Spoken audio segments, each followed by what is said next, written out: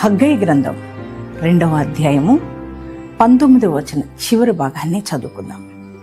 ఇది మొదలుకొని నేను మిమ్మును ఆశీర్వదించేదను.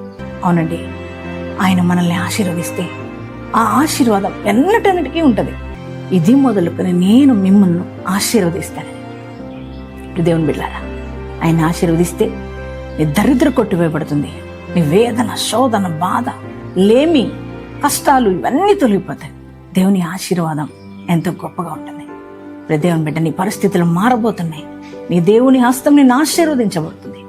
మిమ్మల్ని, మీ కుటుంబాలను దేవుడు ఆశీర్వదించబోతున్నాడు. ఆయన మీ యొక్క వ్యాపారంలో, మీ చేతి పనుల్లో, మీ యొక్క ఉద్యోగ విషయాల్లో, అన్ని వ్యక్తిగతంగా అన్ని రకాల దేవుడు ఆశీర్వాదాన్ని దేవుడు ఇది మొదలుకొని ఇస్తానంటున్నాడు. ఈ మాటను నమ్ముతున్నారా?